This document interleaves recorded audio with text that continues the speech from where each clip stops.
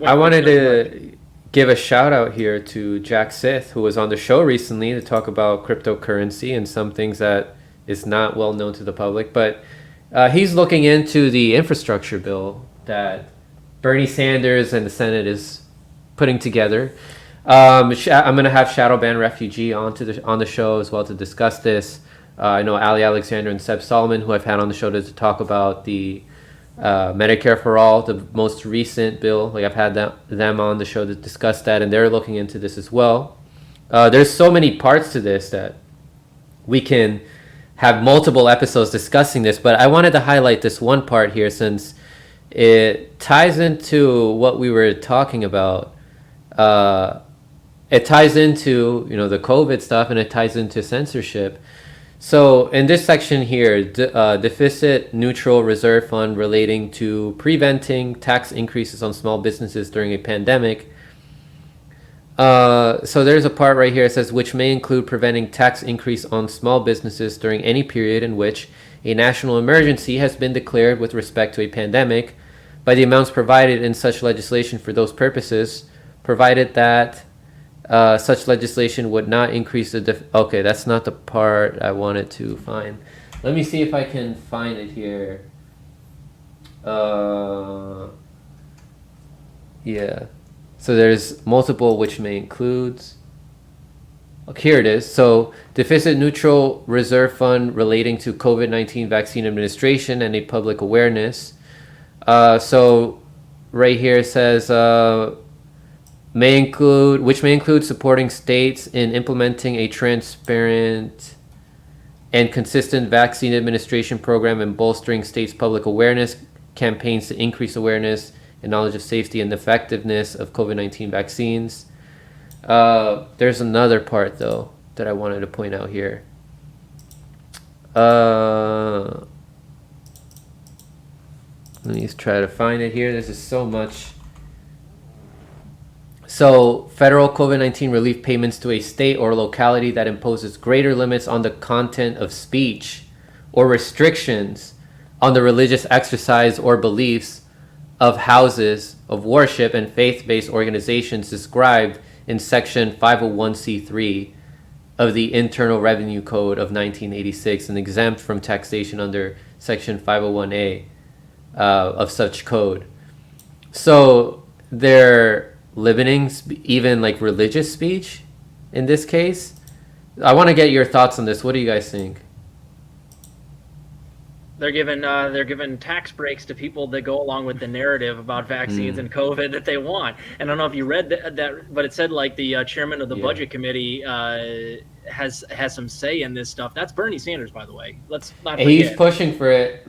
Right, exactly. So what that means is they're using Bernie as a vessel to push like vaccine information, and the narrative for Biden's admin and the mainstream media right now is thus: we need to vaccinate our way out of this. We need 95 to 100% vaccination rate, which, by the way, any doctor will tell you that that doesn't matter. It depends on the vaccine. That you can't vaccinate your way out of this, especially if your vaccine is leaky, meaning anybody that's vaccinated can still transmit the virus. The smallpox vaccine worked because it was not leaky. Ours are.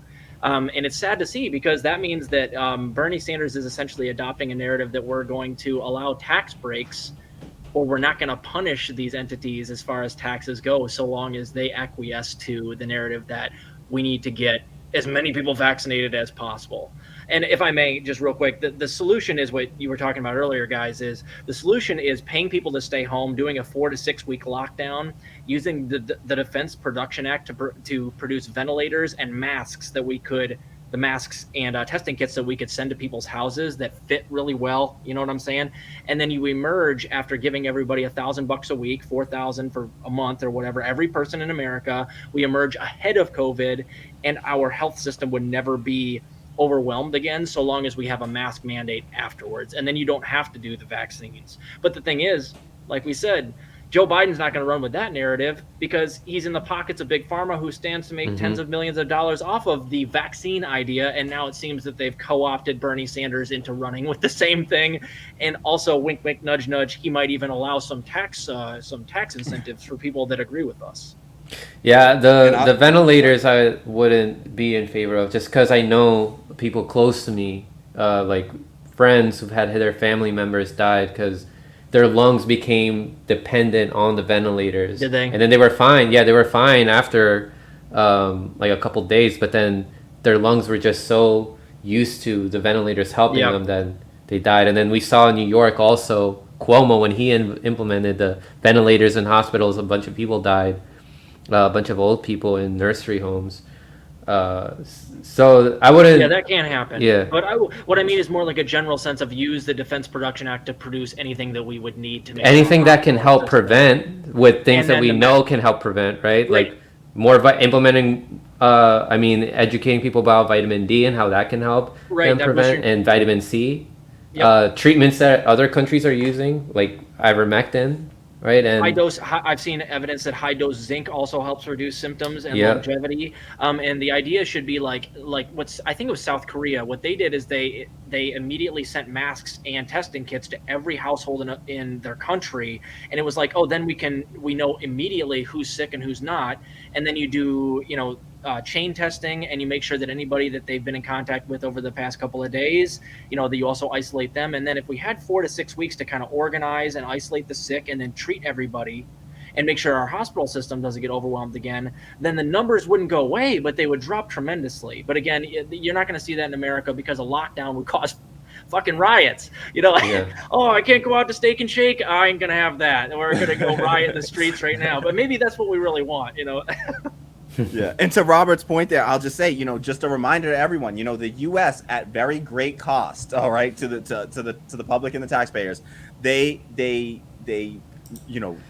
store in large amounts in things they call the oil reserves, underground, massive amounts of oil so that they can keep oil, gas prices low, essentially, or lowered Yep. for them, right? And so at great cost to the public, the U.S. government, stores, and transports and stores, large amounts of oil, and they could just as easily choose to manufacture. That would give a lot of people jobs. You could have some good paying jobs. We let all those factories close down so that we couldn't manufacture and spin up factories and manufacture things like masks, right? Like there are not enough of the N95 masks that I think that Robert's talking about there that really fit tightly to your face.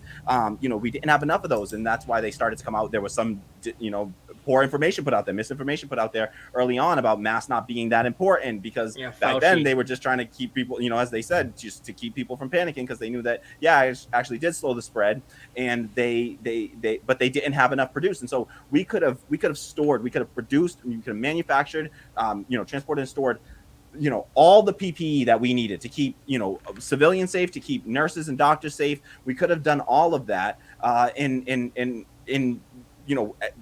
but what's the problem? It's not profitable, like Robert said. That Right. isn't profitable, and so there's no profit motive there. So these other private, capitalist, corporations, they're not going to do that. And the U.S. government, they don't have enough lobbyists, in favor of that. But they got, fossil fuel lobbyists and all that sort of thing, and so they will, they will go ahead and do that. And so. And one other real quick thing, because I just remembered the point that I was trying to make way earlier when we were talking about, but we're talking about censorship and stuff, as far as that, that thing was concerned with that, censorship, Even religious purpose of speech. tax, thing. Yeah.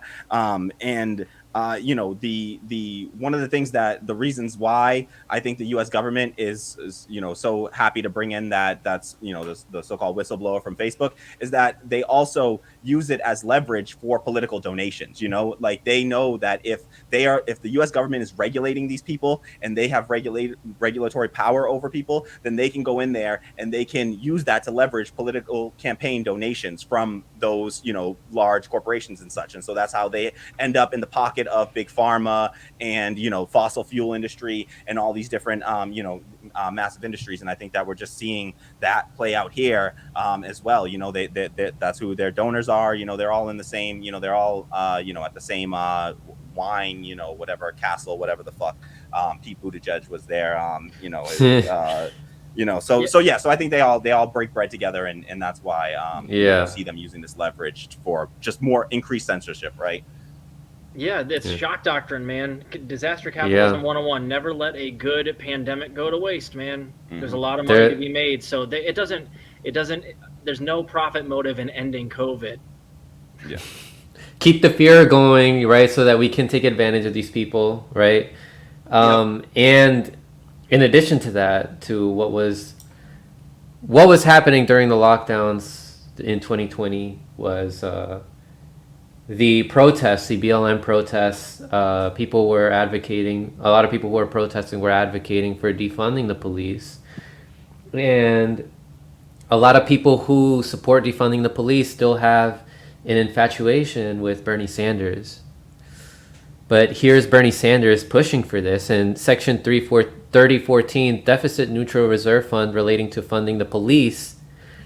This may include funding for law enforcement officer safety programs and fusion centers to protect the United States from domestic and international terrorists administered by the Department of Homeland Security, mental and behavioral health intervention programs administered by the Department of Health and Human Services, programs administered by the Department of Veterans Affairs to increase the hiring of military veterans as law enforcement officers.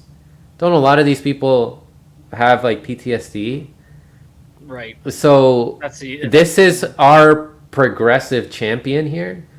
And for the record, I don't think the word progressive really means anything anymore. I don't call myself that. But yeah, your thoughts on this, guys? Yeah, I agree with that. Progressive has been run into the ground. It's an empty word. Look at the Progressive Caucus in the House of Representatives. There, I mean, it's a joke. It's a label that they can attach on because they know it's trendy. It's a good branding exercise for them. So yeah, that's absolute. Anyone that uses that term to describe themselves, progress from what? I hate these relative terms anyways when describing like ideologies. It's like progress from where? It's like this idea of like infinite growth, like infinite progress. Like, well, progress from where and to where are you going? Like, what are you really trying to progress towards? So progressive's empty. And as far as like, them finding all the different ways to increase funding to police, it's just, it's why I have very little hope left in electoralism and electoral politics at this stage, because they do this stuff for lip service. The people that we thought were the most progressive of all of these these politicians, look what they've done. They wear fancy dresses with nice slogans on them, but do absolutely nothing to alter the course and do anything substantive to change the everyday lives of just working class people wherever they may be. And so yes, they talked about defunding the police because it was good rhetoric to get them elected. And now that they're in power, what do? They give, they increase, funding to the Capitol Police to the tune of $1 billion, even though the Capitol Police were, part and parcel of who was ushering, folks in the door. There was no resistance. It's not like what we saw at, BLM protests or anything. There was no hostility like that.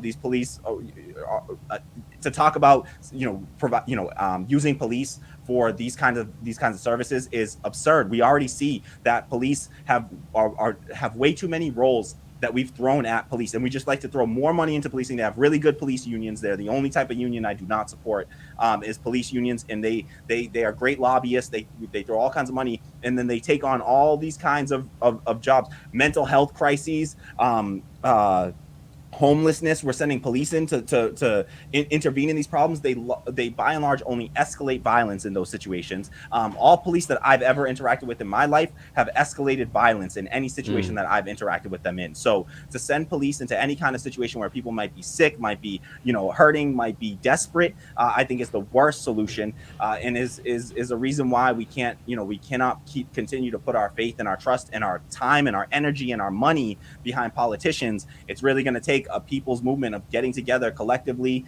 in our wherever we organize and wherever we have power, and using our voice in those spaces and collectively coming together and trying to build better systems. This is why I believe in like dual power, building systems of dual power. In the wake of these crumbling institutions, we got to start to build up the institutions that we want to see replace them, so that we're not calling cops on people that are in the middle of a mental health crisis, or to do welfare checks on people. To the person on Twitter, you know who you are, that recently blocked me because you were trying to send cops to Rome's house. Jeez. Getting Twitter. Yeah, they Oh want my to God. get Twitter to get Rome's phone number They wanted to report Rome's tweets so that they would get his phone, so that Twitter would give his phone number to cops and send cops to this black man's home while he was in the middle of a mental health crisis. And and so the idea that we would send cops to intervene in these situations. Cops shot a 13-year-old cute little autistic white boy. So if cops will shoot a cute little 13-year-old white kid,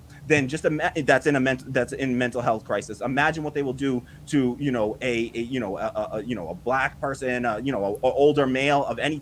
Cops shoot white people. They shoot they kill white people. They kill black people. They kill It just happens to be disproportionate to black and indigenous people, but they kill more quantitatively white people because of the number of white folks in America. And so this is a problem that is a problem for all of us. And so we should all be behind a true defunding. I'm an abolitionist, and so we got to be really careful with these politicians and increase the funding of mental health programs. Exactly. But also at the root of it, we got to dismantle the ruling class. Otherwise, we're going to get shit like this. Absolutely. Yeah. Robert, your take? Yeah, the only reason that the police are becoming more militarized in this country is because the elites have no intention on changing their game plan, and they realize pretty soon they're going to need their own kind of bodyguard to defend them. And as for the progressives, I mean, is it progressive, as Kamali said, to vote for a $1.9 billion Capitol Police budget? Is it progressive to vote regularly to send money to Israel, as they've done twice? I don't know if you guys saw, they all voted in the exact correct way 5 days ago to put sanctions on Cambodia. They've all voted in. I mean, there's numerous times where they had a chance, the squad, the progressives, to stand up and actually stop something, but they don't. They're always sending money to Israel and Saudi Arabia and whatever. So anything that they say as far as being progressive, that's all just rhetoric. Now, as for Bernie Sanders, again, he's chair of the Senate Budget Committee, and when he was kind of standing for Biden on the campaign trail, he wink, wink, nudge, nudge was talking about how because if you vote for Biden, I'll be head of the Senate Budget Committee, and what I can do is I might be able to hold some things hostage. I might be able to hold the military budget hostage, which that's a great idea, and he could hold that hostage if he wanted to get some concessions. But have we seen that? I haven't seen him hold anything hostage. So him getting that chair means absolutely nothing. So yeah, you're right. The term progressive is. What are they trying to rebrand it as now? The pragmatic progressives? That's essentially what it is. There are it's not progressives. It's just pragmatic progressives across the board, which is a nice way of saying, yeah, they're progressives in name, and they're going to not do shit for the people, and they're going to do what the neolibs want while giving lip service to the progressives that give them all their money to get them in office in the first place. So it's really scary, but as coming full circle, the reason that they are heavily funding the police and why Joe Biden is deliberately and kind of quietly trying to increase the spying state, the surveillance state, is because I don't think the elites have any intention of changing the capitalist system that we have, which is in its late stages. And they know that they're going to, in some form or fashion, they're going to need like a bodyguard to protect them when this shit gets so out of control that there inevitably is some sort of revolution. So just to finalize this point, the police budget in the United States would be the third largest military budget in the world. It's like almost 200 billion. I think it's between 150 and 200 billion. The only other two militaries in the world that are higher than that are the U.S. military and China's military. So, the amount of money we spend on policing in this country is out of this world. And of course, that contributes to systemic racism. And I don't want to go down that rabbit hole too much. But of course, if you've ever... I've just read Matt Taibbi's The Divide on my show, and that talks about how the system is basically rigged, and they bring out a whole bunch of these police officers who are essentially just bullies in high school to enforce these, racist ass laws and make sure that black and brown people end up caught up in the prison industry complex, which gives them cheap labor and it allows them to completely oppress everybody in this country, and it's only going to get worse. Exactly.